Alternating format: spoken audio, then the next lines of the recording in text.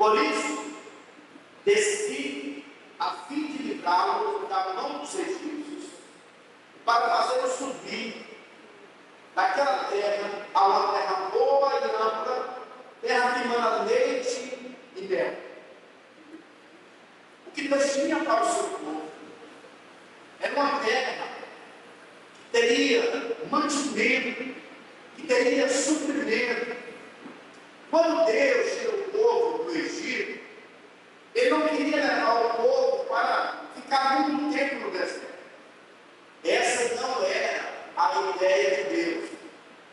Mas a terra que Deus tinha para o seu povo é uma terra que mana leite e mel, que flui. É como aquilo que o salmista Davi disse: o meu cálice se transforma. Isso emana, é um fluir de Deus. E quando nós olhamos, então, para a terra que mana leite, o que significa o leite? O leite significa suprimento. Mamãe que amamenta, ela está aqui gerando para o seu filho suprimento. Quando o Senhor diz que tinha para o seu povo uma terra que emanava leite, Ele está dizendo ao seu povo que Ele levaria o seu povo para um lugar de suprimento.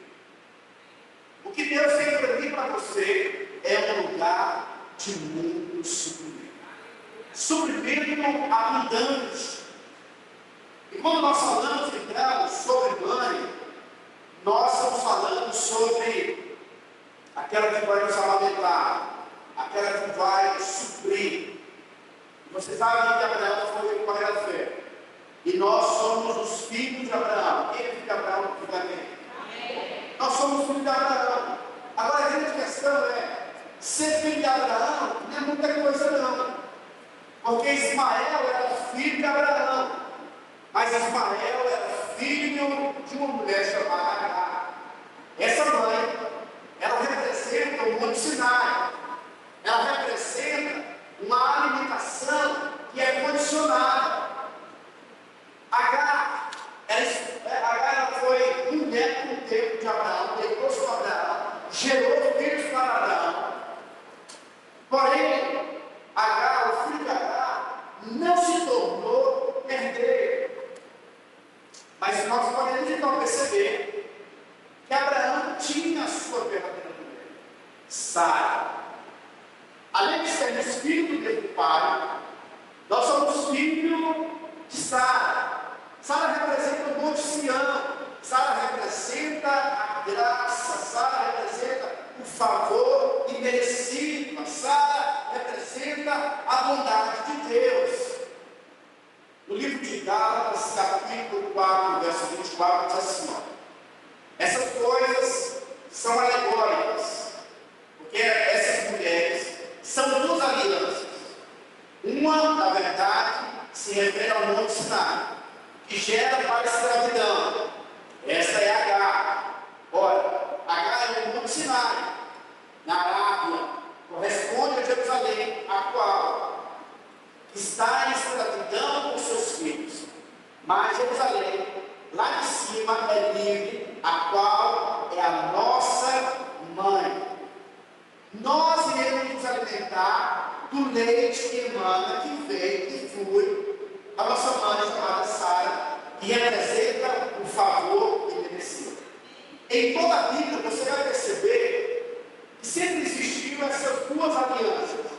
A aliança da graça foi fortalecida e foi traga a existência quando Cristo se manifestou na terra. João disse no livro de João, capítulo 1, verso 17, diz que a lei foi dada por intermédio de Moisés, a graça e a verdade veio por meio de Jesus. Quando Cristo se manifesta, a graça também se manifesta de uma maneira ampla, de uma maneira consolidada. Mas a graça sempre existiu.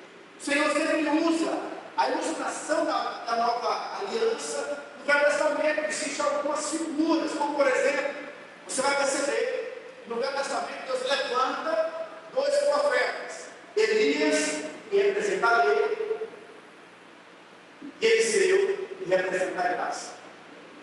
Todos os milagres de Elias foram milagres que gerou morte, que gerou terror. Ele ora, o fogo desce, 400 profetas de Baal, eles morrem ali. Ele ora também quando chover, chove. Você percebe que são milagres de disciplina. Agora a Bíblia diz que acerca de Eliseu, os milagres de Eliseu são milagres de vida, processo de vida, que representa a graça de Deus. No Velho Testamento foi aonde o Monte Sinai foi onde a lei foi dada. O Monte Sião representa o lugar da nova aliança, da graça de Deus. E essa terra que Deus tem para nós é a terra da graça. A terra que tem suprimento do favor de Deus. E hoje eu posso falar para vocês, irmãos, nós como igreja, nós estamos andando contra a correnteza. A maioria das igrejas, a maioria dos irmãos que você conhece, são irmãos que são gente boa, são filhos do mesmo pai, mas infelizmente a mãe são diferentes. Você vai perceber que a maioria das igrejas hoje, elas são filhas de Agar, são filhos do Monte Sião, são pessoas que são legalistas, são pessoas que servem a Deus, mas parecem que Deus é um Deus mau. Agora, nossa mãe, entenda, falamos de uma maneira metafórica, simbólica. Nós temos um Pai que é Deus. Estou falando aqui da nova aliança da graça. Amém? Então, a nossa mãe, nós somos filhos de Sara, que representa a graça, que representa o favor de Deus. E por que nós somos filhos de graça? A graça. Sara, Deus de Deus. Por que nós somos filhos de Sara? Porque Sara provou o sobrenatural de Deus. A sua velhice, Deus promete para ela um filho. Ela já estava velha. Mesmo a sua velhice, ela era proçada. Ela tinha uma beleza sobrenatural. Sara, além de ser velha, era também estéril.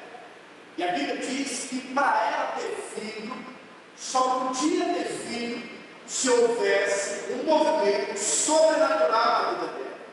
E foi justamente isso que aconteceu. Tenho certeza absoluta que se Sara tivesse, depois de gerar o seu filho, Isaac, com certeza algumas mulheres vieram perguntar para ela: mas como você pode ter filho já nessa idade, já avançada? Ela não teria explicações naturais. Ela simplesmente fala: olha, foi o Senhor que fez isso. Só Deus pode fazer algo nessa magnitude. Nenhum homem pode fazer isso.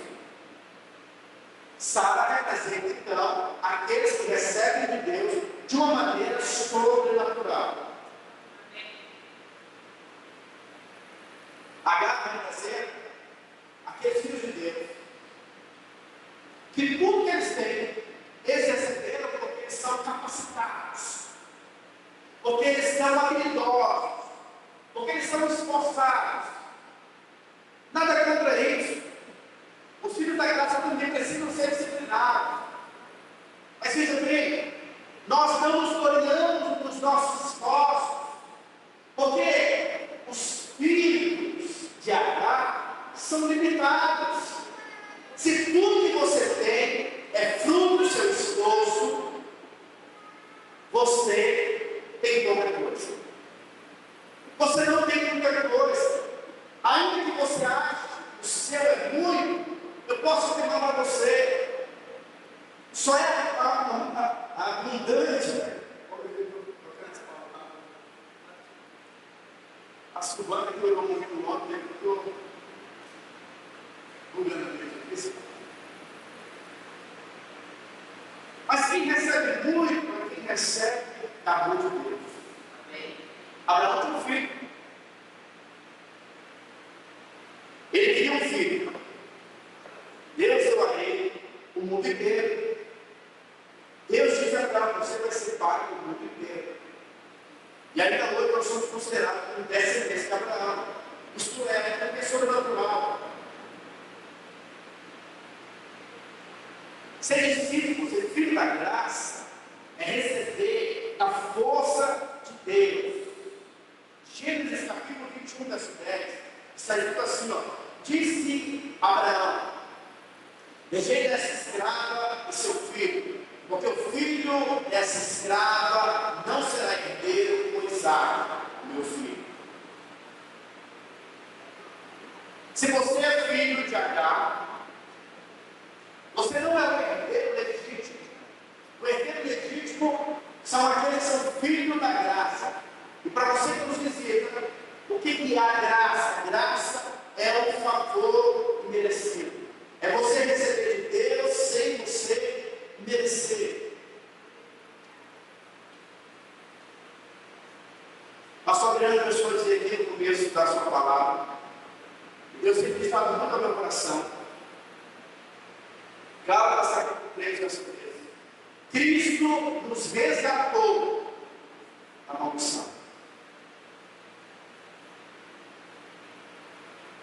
Eu não sei se você gosta, às vezes, de ficar filosofando, pensando. Tem momentos, às vezes, que você pensa assim: poxa, por que essa infidelidade aconteceu com fulano? Por que esse fulano, às vezes, está passando por isso? Por que às vezes que Deus permite algumas coisas? Não sei se você às vezes tem esse questionamento meio doido. E aí eu fiquei pensando há tempos atrás, essa semana, que na verdade existe uma proteção de todos nós. Até quem não é filho de Deus. Quando você vê alguém que não é filho de Deus, ele não está enfermo, ele não está encaçado, ele não está recebendo recurso financeiro, está comendo todos os dias, e isso é fruto da bondade de Deus.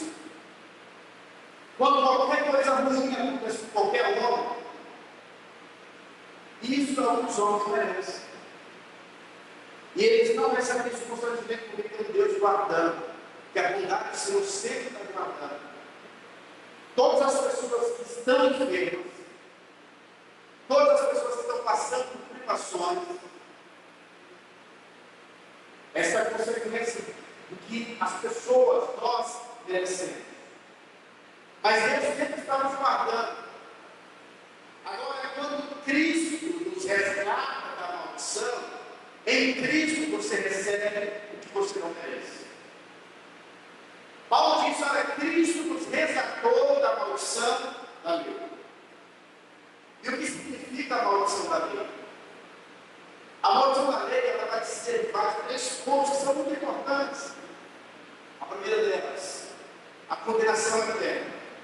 Todos os homens, sem que você escolhesse por causa da queda de Adão, estavam destinados a serem condenados e para o inferno. Mas Cristo nos resgatou. Quando nós cremos pela fé, você não vai mais ser condenado. Mas não apenas isso, a morte de Cristo foi completamente perfeita, plena. Ele também nos resgatou da miséria. No livro de 2 Coríntios, capítulo 8, verso 9, diz a Bíblia que Cristo se fez pobre para que nós fôssemos ricos. Você já é rico. Ainda que você não esteja desfrutando dos privilégios da riqueza da vida, mas Ele já te resgatou dessa maldição. A Bíblia também diz que Ele já nos resgatou de uma outra maldição, da enfermidade. Então você pode ficar doente, mas você não pode aceitar a enfermidade do seu corpo, porque você já foi liberto. Isso tudo é fruto da graça de Deus. Receber essa terra tem um mantimento de Deus. O leite representa o sustento do céu. Deus não vai te deixar desamparado. Deus vai sustentar em todas as áreas da nossa vida. Ele não vai te desamparar, porque a terra que Ele tem para mim e para você é a terra que manda leite, suprimento. E diz a Bíblia que o suprimento que Ele tem para mim e para você é um suprimento abundante. Onde Deus tem que plantar você, nesse lugar, você vai receber o suprimento de Deus. Não duvide a vontade de Deus. Não seja guiado pela circunstância. Deus não vai te desamparar. O sustento do Senhor virá sobre você. A Ana mandou para mim hoje um verso da Bíblia, Isaías, capítulo 60, verso 16, verso 17. Diz que nós devemos aumentarmos as riquezas das nações. E depois ela falou para mim o significado disso. E aí eu fui ler. É Deus transferindo suprimento das nações para os seus filhos. Não queremos ser como Robin Hood, pedindo os filhos e dar para os pobres, como a isso Deus faz. É porque Deus cobra de tudo. E Ele dá a quem Ele quer. Provérbios capítulo 10, verso 22, está escrito: a bênção do Senhor enriquece, e dela não há sofrimento, não há dor. Então creia, sabe, esse primeiro princípio, que a terra que Deus tem para os seus filhos, é a terra que mana leite, que tem suprimento. Sabe, nesses dias Deus vai suprir em todas as áreas das nossas vidas. Deus vai te dar habilidades, Deus vai te dar capacitação, vai te conectar com pessoas. Você vai ter favor diante de Deus e favor diante dos homens. Se aproprie das promessas de Deus. Os filhos de Deus precisam de ser convictos da bênção de Deus.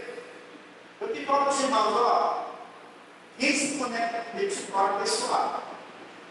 Por quê? Porque nós temos a bênção do Senhor. Isso parece ser arrogante, mas não é.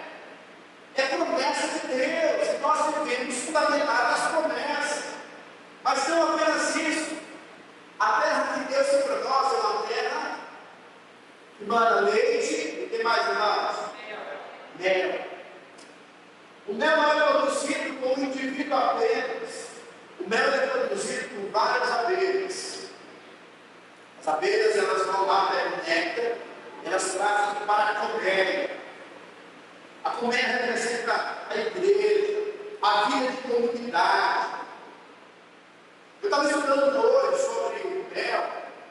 Você percebe que o mel é um alimento que sustenta o homem e não vai precisar da morte do animal, apontando para um alimento que gera vida.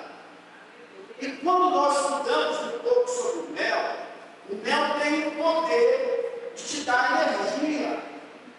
No livro de 1 Samuel, capítulo 14, verso 27, diz assim, ó: Jonas, porém, não tinha ouvido quando seu pai conjurara o povo, estendeu a ponta da vara que tinha na mão, e a molhou no favo de mel, e levando a mão à boca, tornara a brilhar os seus olhos.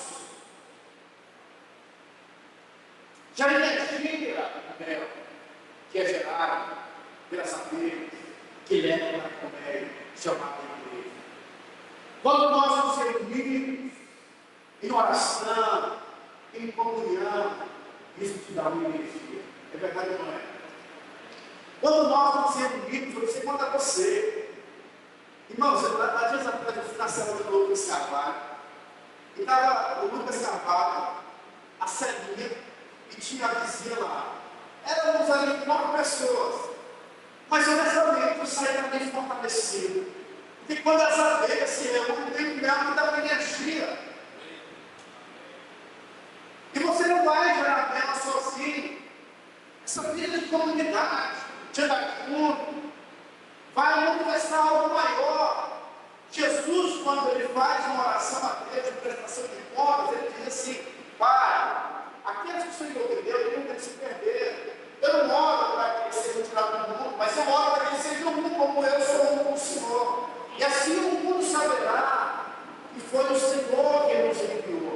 Então o mundo vai conhecer a Deus quando nós decidirmos andarmos no princípio da unidade. Amém. Provérbios 16, verso 24, diz assim, ó: palavras agradáveis são como favo de mel, doces para a alma e medicina para o corpo.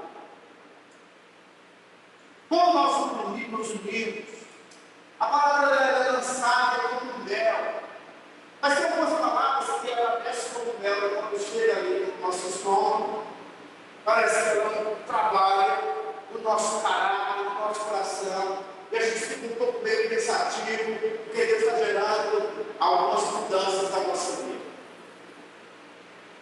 Essa questão de andar sozinho não é bíblica. A prática do diálogo sempre é levar os cristãos a andarem isolados. Não sei se você conhece aquela história. Diz que numa marcenaria, eles decidiram fazer um móvel. E aí, diretamente, quando eles começaram a fazer o móvel, eles decidiram parar, os seus amigos pararam e fizeram uma assembleia. E elas então falaram o seguinte: olha, não dá para trabalhar junto com o martelo. E há tantas marteladas que a gente fica até meio surdo. E o martelo levantou o serviço, eu protesto. A minha mãe não fala o barulho do serrote. Ele fica serrado para lá e para cá, serrado para lá e para cá. E aí, o serrote, eu protesto. Eu também não concordo com a furadeira. Ela está muito ansiosa para fazer o seu serviço. E começaram ali um debater com o outro. Aí, de repente, levanta-se um e diz o seguinte: olha, independente das nossas diferenças, nós vamos terminar esse móvel. Depois que eles terminaram de fazer aquele móvel, o móvel ficou lindo. Eles olharam e disseram: olha, embora nós sejamos diferentes, no final nós conseguimos construir algo maravilhoso. Sabe assim que acontece conosco? Nós somos diferentes, mas Deus ama a sua muito forte sabedoria. E esse mel, essa terra que tem esse mel é gerado pela vida de comunhão, essa vida de comunidade. Quando você se converte, você precisa entender que talvez de todas, você não vai tudo. Hoje existem estudos que dizem que pessoas mudam o seu comportamento. Tem alguns estudiosos que eles têm o poder de manipular você. Eles usam os princípios bíblicos para dar certo, porque eles usam de forma errada, mas o princípio dá certo. Vou te dar um exemplo. A unidade de Deus. A unidade começou lá no céu. Deus, Pai, Deus Espírito e Deus Espírito. A sua mente não consegue, às vezes, separar quem é Deus, quem é Pai, quem é o Filho, como funciona isso, porque são três, mas são um. É uma vida muito bonita. Repara nas suas orações. Quando você vai orar, você não consegue falar só Deus. Deus, em nome de Jesus, pelo Espírito, e é um honrando o outro. Não tem briga na oração de quem você vai falar mais. Porque vocês estão se honrando um ao outro. É o princípio do céu. A unidade de Deus. Mas a Bíblia diz que Deus te dá uma ordem. Qual foi a ordem? Olha, vocês vão se espalhar no mundo inteiro. E no livro de Gênesis, capítulo 11, verso 6, os caras decidem ir contra Deus. Eles decidem fazer uma torre. E essa torre eles iam subir até o céu. Deus falou: vocês vão espalhar. Mas eles disseram: não vamos espalhar não. Vamos fazer uma torre. E essa torre vai chegar até o céu. Porque o nosso nome vai ser sério. Deus viu que eles eram muito falados, começaram a agir. E Deus falou o seguinte: olha, muito bem. Eles estão no princípio certo. E se eles continuarem de cristão, eles vão chegar no céu. Deus teve que descer e confundir a língua deles. Por quê? Por causa do princípio correto. Mas também existe um princípio que é muito correto, que é o princípio da ambiência. Se você se relaciona com pessoas ímpias, você vai ser um conselho para falar como eles falam. Se você anda com 4 pessoas que estão murmurando, você vai ser o quinto. Se você anda com 4 pessoas que são espirituais, você vai ser o quinto. Quando nós nos convertemos, você precisa entender, as suas amizades precisam mudar. Agora eu ando com o povo de Deus, andamos no mesmo propósito, e agora o nosso alvo vai ganhar outras pessoas. A Bíblia diz que Jesus sempre foi amigo dos pecadores, mas Jesus não baixou a frequência dele. A Bíblia diz que os pecadores se arrependiam e entrou no grupo de Cristo. Agora tem muitas pessoas que eles têm uma vida dúbia. Sabe, aquele cristão que é um camaleão. O ambiente onde ele está tem muita facilidade para se adaptar. Mas onde você for plantado, você precisa representar o Deus Todo-Poderoso. Então veja bem, meu irmão, agora, quem que é a sua turma? Diga assim comigo, a minha célula. Os irmãos da igreja. Nós começamos agora. Sempre que nós nos reunimos, nós fazemos comunhão. Tem que ser normal, irmãos. A saber se unir para jantar junto na casa do outro. Terminou o culto, você vai para outro lugar, comer junto. Vai no supermercado, chama o irmão. Sabe, a mesa onde você está sentado vai determinar a sua saúde espiritual. Então decida estar nas mesas corretas. Pessoas que vão agregar, pessoas que vão te levar a crescer, pessoas que despertam fome em você. Não decida ser um crente mineiro e participa do culto apenas no domingo, mas se você gosta dessas intimidades. Pode ser entender? Qual que é a terra que eu mostrei para você? Porque assim, a terra não há leite e mel. O que significa o leite? Suprimento. E o mel? Comunhão. E aí na comunhão vai ter energia. Você vai ser fortalecido. Você vai ser encorajado. A igreja forte, a igreja entre os irmãos se reúnem.